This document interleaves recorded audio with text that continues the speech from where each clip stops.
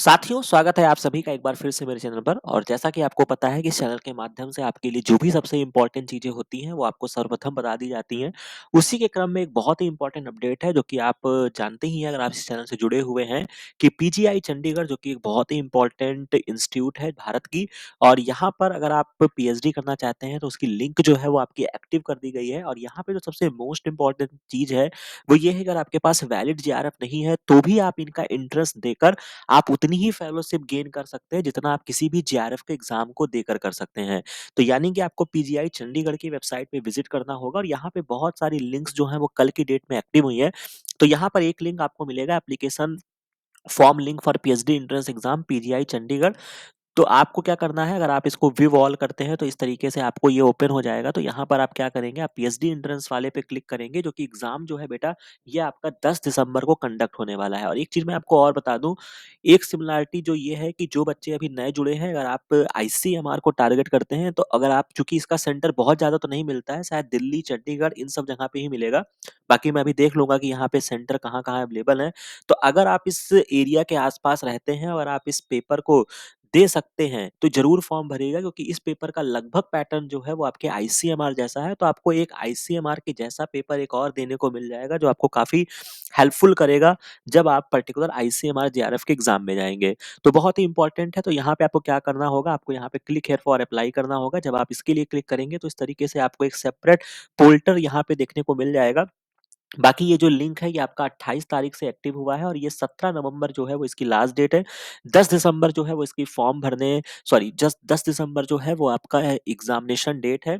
बाकी यहाँ पे कौन-कौन सी सीट्स यहाँ पे हैं, उसको आप समझ सकते हैं। यहाँ पे जब आप क्लिक करेंगे, तो इस तरीके से आपको पीडीएफ डाउनलोड हो जाएगा। तो आप यहाँ पे देख सकते हैं हर डिपार्टमेंट में कितनी सीट्स अवेलेबल है। जैसे कि यहाँ पे क्या है, सपोज दैट यहाँ पे बायोकेमिस्ट्री में अगर मैं बात करता हूँ, तो यहाँ पे जो भी साइंटिस्ट हैं, इनके अंडर में लिखा है। अब ओवरऑल यहाँ पे 2 सीट लिखा है, एक पीजीआई लिखा है और एक यहाँ पे इंडिपेंडेंट फेलोशिप है। यानी कि इनके पास अगर 2 वैकेंसी है, तो एक वैकेंसी जो है वो शायद ये पीजीआई चंडीगढ़ जो अपने एग्जाम से स्टूडेंट्स को लेगी, उसके बेसिस पे ले सकते हैं। और एक अगर कोई आप डीबीटी आईसीएमआर वगैरह फेलो हैं, तो आप इस फॉर्म को भर सक के जा सकते हैं, राइट? तो इस तरीके से यहाँ पे सारी चीज़ें मेंशन की गई है। बहुत ही अच्छा डिपार्टमेंट है, बहुत ही डिसेंट इंस्टीट्यूट्स है। तो आप यहाँ पे अपनी किस्मत आज़मा सकते हैं। एंडोक्रिनोलॉजी में भी आप देख सकते हैं। तो बहुत सारे डिपार्टमेंट यहाँ पे अवेलेबल हैं।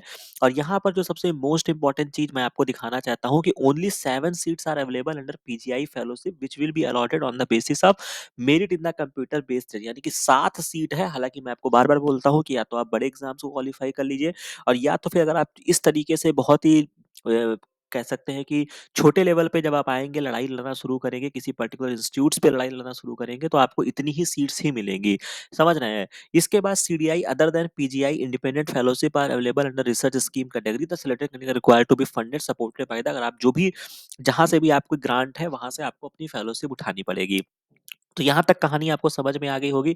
अगर मैं यहाँ पे बात करता हूँ, अगर मैं रजिस्टर करना चाहूँ, तो यहाँ पे रजिस्टर पे आप क्लिक करेंगे। इस तरीके से आपको ये वेबसाइट जो है वो आपकी ओपन हो जाएगी, और इसको क्लिक करने के बाद यहाँ पे उन्होंने मेंशन किया है कि आप मोजिला फायरफॉक्स या गूगल क्रोम के हायर वर्जन को इस फॉर्म को भरते समय यूज़ करिएगा। तो यहाँ पे आप इसको क्लोज कर दीजिएगा, यहाँ पे एग्री कर दीजिएगा, और यहाँ पे जिस जो डिटेल्स यहाँ पे बोली गई है, उसको आप एज इट इज़ भर के करिएगा। फिर इसके आपके पास एक लॉगिन पासवर्ड आ जाएगा, और उसका फर्दर इस्तेमाल करते हुए आप इसको वापस से फॉर्म को अपना रिफिल कर सकते हैं, या पूरे तरीके से इसको फिल कर सकते हैं। बाकी अगर मैं इसके प्रोस्पेक्टस की बात करता हूँ, अगर मैं उसको आपको दिखा दूं बहुत ही जल्दी से, तो ये आपका पीएचडी प्रोग्राम है, जनवरी 2024 सेशन के लिए है। 10 तारीख को आपका एग्जाम होने वाला है, बहुत ही इंपॉर्टेंट है। इसके बाद जो डिक्लेरेशन ऑफ द रिजल्ट है, ये भी आपको 20 तारीख को अलॉट कर दिया जाएगा। तो बहुत ही फास्ट काम इनका है। तो जो भी चीज़ें होंगी वो सुपर फास्ट वे में होगी। टाइम ऑफ द काउंसलिंग जो होगा वो आपका 28 दिसंबर में होगा। बाकी जो होगा ये आपका पीजीआई की वेबसाइट पे अवेलेबल किया जाएगा। एग्जामिनेशन फॉर्म जो है ये आपका जनरल ओबीसी कैटेगरी के लिए ₹1500 है, और एससी एसटी कैटेगरी के लिए आपका ₹1200 है। बाकी आपको बोला गया है कि डेबिट कार्ड से ही पेमेंट करिएगा, यूपीआई से आप थोड़ा अवॉइड करिएगा। इस बात को यहाँ पे मेंशन किया गया है। बाकी यहाँ पे मैं आपको बता देता हूँ क्या-क्या चीज़ें इंपॉर्टेंट है जो आपको यहाँ पे देख कर जानी चाहिए। अगर मैं बात करता हूँ यहाँ पे एडमिशन टू द कोर्स के बारे में बोला गया है।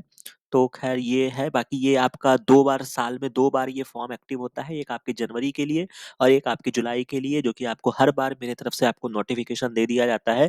एग्ज़ामिनेशन पैटर्न कैसा होने वाला है, ये बहुत ही इम्पोर्टेंट है, सीबीटी मोड में है, 90 मिनट्स में होगा, पार्ट फर्स्ट एंड पार्ट 2 पूछा जाएगा, ठीक है? 90 मिनट का ये आपका एग्ज़ाम होने वाला है, एक ही शिफ्ट में होगा, 9 बजे से साढ़े 10 बजे तक ये आपका पेपर चलेगा और जैसा कि मैंने बोला केवल 2 ही एग्ज़ामिनेशन सेंटर ये प्रोवाइड करते हैं, एक आपका चंडीगढ़ होगा और एक आपका दिल्ली होगा। तो आप देख लीजिएगा, अगर आप यहाँ सेंटर पे जा सकते हैं तो ही फॉर्म को भरिएगा। इंग्लिश में पेपर होगा, ऑब्जेक्टिव होगा। डिस्ट्रीब्यूशन ऑफ द क्वेश्चंस की बात की जाए तो पार्ट 1 में आपका एप्टीट्यूड टेस्ट या आप कह सकते हैं रिसर्च मेथोडोलॉजी आपसे पूछा जाएगा, जो कि आपके 40 मार्क्स का होगा और पार्ट 2 जो होगा वो आपका सब्जेक्ट स्पेसिफिक होगा। जिस भी सब्जेक्ट से आप अप्लाई करते हैं वहाँ से आपसे क्वेश्चन पूछा जाएगा। राइट, इसमें बोला गया है कि exam there will be 100 questions of very discipline and the candidate have to attempt 40 of them, यानी कि यहाँ पे बहुत तगड़ी मार्किंग की जाती है। आपको 100 क्वेश्चंस दिए जाएंगे और वो केवल 40 क्वेश्चन उसमें से सेलेक्ट करने हैं, तो यानी कि यहाँ पे चॉइस बढ़ जाती है, तो बहुत ही अच्छे से आप यहाँ पे इसको अटेम्प्ट कर सकते हैं। मार्किंग स्कीम जो होगा वो आपका आईसीएमआर के जैसा ही होता है, एक क्वेश्चन सही करने पर 1 नंबर मिलेगा, 0.25 की निगेटिव मार्किंग होगी।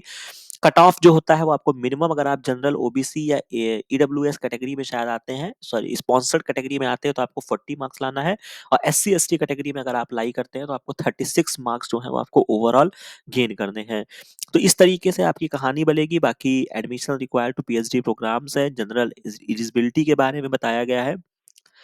बाकी हम देख लेते हैं प्रोसीजर, अप्लाई करने में भी आपको कोई समस्या नहीं आएगी। बाकी यहाँ पे बोला गया है PGI fellowship, limited PGI fellowships are available which will be awarded strictly on the merit base पर, ये जो होता है ये आपको अवार्ड किया जाएगा।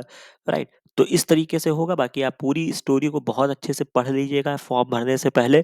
तो एक बहुत ही इंपॉर्टेंट मैं कहूँगा कि ये आपका एग्जामिनेशन है, आप इसमें भर सकते हैं। पीजीआई की फेलोशिप कितनी मिलेगी, ये भी एक बहुत इंपॉर्टेंट कंसर्न है बच्चों में। तो यहाँ पे भी 31,000 रुपीज पर मंथ आपको दिया जाएगा और हो सकता है कि मे बी अभी जिस तरीके से फेलोशिप हाइक हुई है तो शायद ये भी पुराने बेसिस पे उन्होंने प्रिंट कर दिया हो, बट ये 37,000 पर मंथ भी हो सकती है।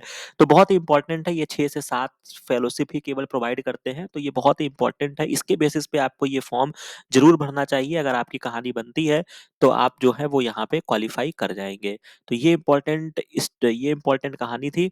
इसके बाद मोस्टली मोर और लेस चीजें जो है वो यहाँ पे सेम है। बाकी अगर आप यहाँ पे ज्वाइन करते हैं तो पूरी इन्फॉर्मेशन दी गई है कि आपका रजिस्ट्रेशन फीस वगैरह कितना होगा, तो वो सारी चीजें यहाँ पे मेंशन की गई है। तो इन सब चीजों को बहुत ही डिटेल में आप खुद स्वयं से पढ़ लीजिएगा। तो इंपॉर्टेंट अपडेट यही था। बाकी फॉर्म को कैसे फिल करना है, फ्रीक्वेंट और क्वेश्चंस जो है वो सारी चीजें मेंशन की गई है, तो फॉर्म भरने से पहले एक बार इन चीजों को जरूर पढ़ लीजिएगा। तो आशा है कि ये इन्फॉर्मेशन, ये वीडियो आपको बहुत अच्छा लगा होगा। बाकी इस तरीके की सारी इन्फॉर्मेशन को समय से पाने के लिए इस चैनल को लाइक शेयर और सब्सक्राइब जरूर कर लीजिएगा। बाकी मिलते हैं नेक्स्ट वीडियो में नेक्स्ट इन्फॉर्मेशन के साथ। Thank you very much.